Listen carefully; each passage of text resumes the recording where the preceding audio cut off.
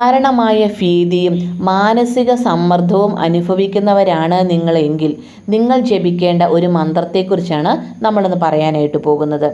മാനസിക സമ്മർദ്ദം പല ആളുകളും ഇന്ന് അനുഭവിക്കുന്ന ഒന്നാണ്. മാനസിക സമ്മർദ്ദം പല രീതിയിലുണ്ടാകും. നമ്മുടെ തൊഴിൽപരമായിട്ട് ബുദ്ധിമുട്ടുകൾ വന്നു ചേരുമ്പോൾ, നമ്മുടെ കുടുംബത്തിലുള്ള പല ബുദ്ധിമുട്ടുകളും വന്നു ചേരുമ്പോൾ, നമ്മുടെ കുഞ്ഞുങ്ങളുടെ ഭാവിയോർത്ത്, നമ്മുടെ കുഞ്ഞുങ്ങളുടെ പഠനത്തെക്കുറിച്ചോർത്ത്, അങ്ങനെ പല രീതിയിലാണ് മാനസിക ബുദ്ധിമുട്ടുകൾ നമുക്ക് വന്നു ചേരുന്നത്. മാനസിക ബുദ്ധിമുട്ടുകൾ മാറ്റാനായിട്ട് ഇന്ന് പല വഴികളും പറയുന്നുണ്ട്. നമുക്ക് യാത്ര ചെയ്യുക, അല്ലെങ്കിൽ നമുക്ക് മറ്റെന്തെങ്കിലും വിനോദങ്ങളിൽ ഏർപ്പെടുക, നമുക്ക് ഏറ്റവും ഇഷ്ടപ്പെട്ട ആളുകളോട് സംസാരിക്കുക, അങ്ങനെയുള്ള ഒത്തിരി കാര്യങ്ങൾ മാനസിക സമ്മർദ്ദം കുറയ്ക്കാനായിട്ട് പറയാറുണ്ട്. എന്നാൽ ഇതൊന്നും പലർക്കും സാധിക്കുന്നില്ല എന്നുള്ളതാണ് സത്യം.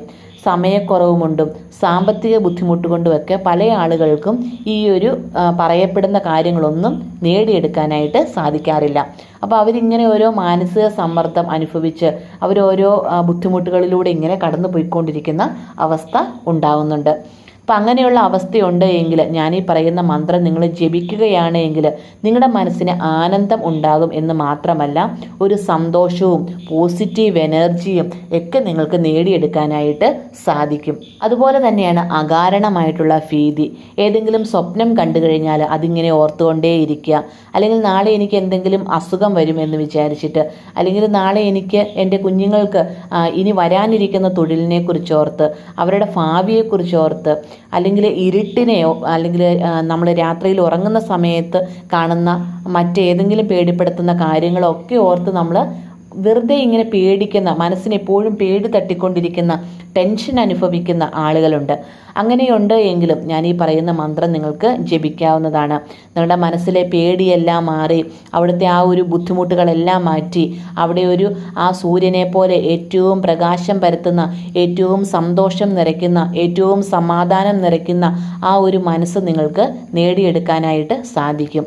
നമുക്ക് ഏറ്റവും അത്യാവശ്യമായിട്ട് വേണ്ടത് സമാധാനവും നല്ലൊരു മനസ്സുമാണ്. നമുക്ക് നല്ല രീതിയിൽ സംസാരിക്കാൻ കഴിയണം, നല്ല രീതിയിൽ ആളുകളോട് ഇടപെടാൻ കഴിയണം, നല്ല സാമ്പത്തിക ഭദ്രതയുണ്ടാവണം, നമ്മുടെ കുഞ്ഞുങ്ങൾക്ക് നല്ല ഉയർച്ചയുണ്ടാവണം, നല്ല വിദ്യാഭ്യാസം ഉണ്ടാവണം. അതൊക്കെയാണ് നമ്മുടെ ജീവിതത്തിലെ ആഗ്രഹങ്ങൾ.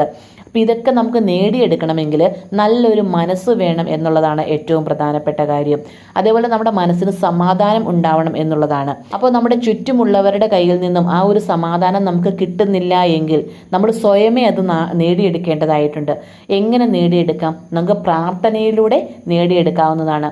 നമ്മൾ ഒരു ഭഗവാനെ മനസ്സിൽ വിചാരിച്ചിട്ട് അവരെ ഏറ്റവും വിശ്വസിച്ചുകൊണ്ട്, അവരുടെ ആ മനസ്സിൻ്റെ ആ രൂപമെല്ലാം സങ്കല്പിച്ചുകൊണ്ട് ഏറ്റവും ഭക്തിയോടുകൂടി നമ്മൾ ആ ഒരു മന്ത്രം ജപിച്ച് നമ്മുടെ ജീവിതം മുന്നോട്ട് കൊണ്ടുപോവുകയാണ് എങ്കിൽ തീർച്ചയായിട്ടും അവിടെ സന്തോഷം നിറയും, അവിടെ സമാധാനം നിറയും, അവിടെ ആ ഒരു ഐശ്വര്യം നിറയും, ആ ലക്ഷണവുമൊത്ത ആ ഒരു സന്തോഷം അവിടെ നിലകൊള്ളും എന്നുള്ളതാണ്. അപ്പം നമുക്ക് തുടക്കത്തിലേ ഒന്നും അത് അനുഭവിച്ചറിയാൻ കഴിഞ്ഞു എന്ന് വരില്ല.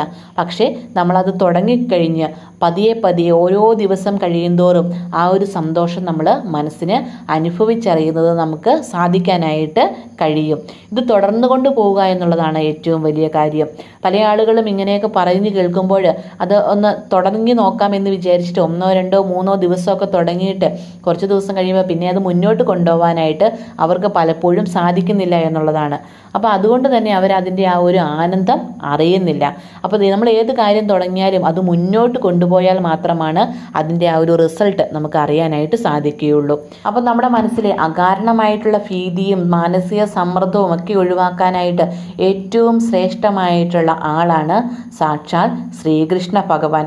ശ്രീകൃഷ്ണ ഭഗവാനെ മനസ്സിൽ ധ്യാനിച്ച് ഈ ഒരു പ്രാർത്ഥനയൊക്കെ ജപിച്ച് ഈ ഒരു ഭഗവാന്റെ ആ ഒരു രൂപമൊക്കെ മനസ്സിൽ കണ്ട് നമ്മൾ നാമജപമൊക്കെ നടത്തി കഴിഞ്ഞാൽ അതിൻ്റെ ഐശ്വര്യം എന്ന് പറയുന്നത് വളരെ ശ്രേഷ്ഠമാണ്. അപ്പോൾ ആ മന്ത്രം ഏതാണ് എന്ന് പറയാം. ഇങ്ങനെയാണ് കേട്ടോ: കൃഷ്ണായ വാസുദേവായ ഹരയേ പരമാത്മനി പ്രണതക്ലേശനാശായ ഗോവിന്ദായ നമോ നമഃ. അപ്പം ഞാനതിവിടെ എഴുതി കാണിക്കാം. അതേ രീതിയിൽ തന്നെ തെറ്റാതെ നമ്മൾ ഈ ഒരു മന്ത്രം ജപിച്ചുകൊണ്ടേയിരിക്കണം. അങ്ങനെയാണ് എങ്കിൽ നമ്മുടെ ജീവിതത്തിൽ പല രീതിയിലുള്ള ശ്രേഷ്ഠതകളും തീർച്ചയായിട്ടും വന്നു ചേരും. ശ്രീകൃഷ്ണ ഭഗവാന്റെ അനുഗ്രഹത്തെക്കുറിച്ച് എല്ലാ ആളുകൾക്കും അറിയാവുന്നതാണ്.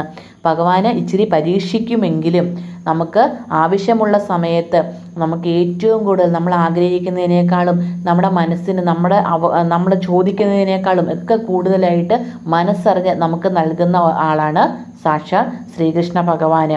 അതുകൊണ്ട് നിങ്ങൾ സങ്കടപ്പെടാതെ നിങ്ങളുടെ മനസ്സിൽ എന്തെങ്കിലും ബുദ്ധിമുട്ടുണ്ടോ എങ്കിൽ ആ ഒരു ഭഗവാനെ വിളിച്ച് തീർച്ചയായിട്ടും പ്രാർത്ഥിച്ചുകൊള്ളുക.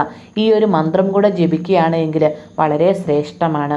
നിങ്ങളുടെ മനസ്സിന് സന്തോഷം നേടിയെടുക്കാനായിട്ട് സാധിക്കും. അതുപോലെ തന്നെ ഈ മന്ത്രം ജപിക്കുമ്പോൾ ശ്രദ്ധിക്കേണ്ട കാര്യം എന്ന് പറയുന്നത് ഇത് 108 തവണ ജപിക്കുക എന്നുള്ളതാണ് ഇതിൻ്റെ ഒരു പൂർണ്ണത ലഭിക്കുന്നത്. അപ്പോൾ 108 തവണ ഞാൻ പലപ്പോഴും പറയാറുണ്ട്, നമുക്ക് എണ്ണി ജപിക്കുമ്പോൾ നമ്മൾ നമ്മുടെ മനസ്സിൽ ആ ഭഗവാന്റെ ചിത്രമോ രൂപമോ ഒക്കെ പലപ്പോഴും പല ആളുകൾക്കും കൊണ്ടുവരാൻ സാധിക്കാതെ വരും. എണ്ണത്തിൽ മാത്രം ശ്രദ്ധിക്കും. അതായത് നമ്മൾ തെറ്റിപ്പോയോ, ഇനി 2 കഴിഞ്ഞിട്ട് 3 ആണോ, ഇനി കുറച്ച് സംഖ്യകളൊക്കെ അങ്ങ് എണ്ണി ചെന്ന് കഴിഞ്ഞ് കഴിയുമ്പോഴത്തേക്കും ഇത് എണ്ണിയത് തെറ്റിപ്പോവും. അങ്ങനെയുള്ള ഒത്തിരി ടെൻഷനുകൾ മുഖാന്തരം ഈ 108 എന്ന് പറയുന്ന ആ ഒരു സംഖ്യയിൽ മാത്രം ശ്രദ്ധിച്ചു പോകും. നമ്മൾ ബാക്കിയുള്ള കാര്യങ്ങളൊക്കെ നമ്മൾ വിട്ടുപോകും. അപ്പം അങ്ങനെ അല്ലെങ്കിൽ നമ്മൾ ആ ജപമാലയൊക്കെ ഉപയോഗിച്ചിട്ട് നമ്മൾ ജപിക്കുകയാണെങ്കിൽ അത് തെറ്റിപ്പോവാതെ നമുക്ക് ജപിക്കാനായിട്ട് സാധിക്കും. ഇനി ഇതൊന്നുമില്ല എങ്കിൽ നിങ്ങൾ വിഷമിക്കേണ്ട ആവശ്യമില്ല. നിങ്ങളൊരു 10-15 മിനിറ്റ് ഈ ഒരു മന്ത്രം ഇങ്ങനെ മനസ്സിൽ ഉരുവിട്ടുകൊണ്ടേയിരിക്കുക. ഈ ഒരു മന്ത്രം ജപിക്കുന്നത് നമ്മൾ ഒച്ചത്തിൽ ജപിക്കേണ്ട ആവശ്യമില്ല കേട്ടോ. മന്ത്രങ്ങൾ ഏത് ജപിച്ചാലും നമ്മുടെ മനസ്സിൽ ജപിക്കുന്നതാണ് ഏറ്റവും ശ്രേഷ്ഠം. നമ്മൾ ധ്യാനിക്കുന്നത് പോലെ ഇരുന്ന് കൈകൾ കൂപ്പി ആ ഭഗവാന്റെ മനസ്സിൽ മുമ്പിൽ കണ്ട് ആ ഭഗവാൻ നമ്മുടെ മുമ്പിലുണ്ട് എന്ന് കരുതി അത് മനസ്സിൽ ആ മന്ത്രജപം ഉരുവിടുന്നതാണ് ഏറ്റവും ശ്രേഷ്ഠമായിട്ടുള്ള കാര്യം. അപ്പം ഏത് മന്ത്രമാണ് എങ്കിൽ പോലും അത് ഒച്ചത്തിൽ നമ്മൾ സൗണ്ടിൽ നമ്മൾ ജപിക്കേണ്ട ആവശ്യമില്ല. ഇത് നിങ്ങൾക്ക് സൗണ്ടിൽ ജപിച്ചേ പറ്റുള്ളൂ, എന്നാലേ നിങ്ങൾക്ക് ആ ഒരു പൂർണ്ണത കിട്ടുള്ളൂ എങ്കിൽ നിങ്ങൾ അടുത്തിരിക്കുന്ന ആൾ കേൾക്കുന്ന രീതിയിലുള്ള സൗണ്ടിൽ ജപിക്കേണ്ട. നിങ്ങൾ മാത്രം കേൾക്കുന്ന രീതിയിൽ അത്ര പതിയെ ഈ ഒരു മന്ത്രോച്ചാരണം നടത്തുന്നതാണ് എപ്പോഴും ശ്രേഷ്ഠമായിട്ടുള്ള കാര്യം. അപ്പം ഞാനിപ്പോൾ ഈ പറഞ്ഞ ഈ ഒരു മന്ത്രമല്ല കേട്ടോ, ഏത് മന്ത്രമാണെങ്കിലും അങ്ങനെ തന്നെയാണ്. ഇതിനു മുമ്പും വീഡിയോയിൽ ഞാൻ അതിനെക്കുറിച്ച് പറഞ്ഞിട്ടുണ്ട്. അപ്പോൾ നമ്മൾ മന്ത്രോച്ചാരണം നടത്തുമ്പോൾ വളരെ പതിയെ സാവധാനത്തിൽ വേണം നമ്മളത് ചെയ്യാനായിട്ട്. അതാണ് അതിൻ്റെ യഥാർത്ഥത്തിലുള്ള രീതി. അപ്പോൾ ഇത് രാവിലെ തന്നെ ജപിക്കണം എന്നൊരു നിർബന്ധവുമില്ല. വൈകുന്നേരം നിലവിളക്ക് തെളിയിച്ച് കഴിഞ്ഞ് കഴിയുമ്പോൾ നമുക്ക് ഈ ഒരു മന്ത്രം ജപിക്കാവുന്നതാണ്. അപ്പോൾ ഒരു 10 മിനിറ്റൊക്കെ ഇരുന്ന് ജപിച്ചോളൂ. 10 മിനിറ്റൊക്കെ ഇരുന്ന് ജപിക്കുമ്പോൾ 108 തവണയിൽ കൂടുതൽ നമുക്ക് ജപിക്കാനായിട്ട് സാധിക്കും. തീർച്ചയായിട്ടും അത് വളരെ ശ്രേഷ്ഠതയുള്ള കാര്യം തന്നെയാണ്. അപ്പോൾ ശ്രീകൃഷ്ണ ഭഗവാൻ എന്ന് പറയുന്നത് നമ്മൾ ആ ഭഗവാനെ ഓർത്തുകൊണ്ടിരിക്കുമ്പോൾ തന്നെ ആ അദ്ദേഹത്തിന് അത് സന്തോഷം നൽകുകയും നമ്മളെ അനുഗ്രഹം നൽകുകയും നമ്മുടെ കൂട്ടത്തിൽ എല്ലാ സമയങ്ങളിലും ഉണ്ടാവുകയും ഒക്കെ ചെയ്യുന്ന ഏറ്റവും സ്നേഹം നൽകുന്ന ആ ഒരു ഏറ്റവും നമ്മുടെ സംരക്ഷണം നൽകുന്ന ഭഗവാനാണ് ശ്രീകൃഷ്ണ ഭഗവാൻ.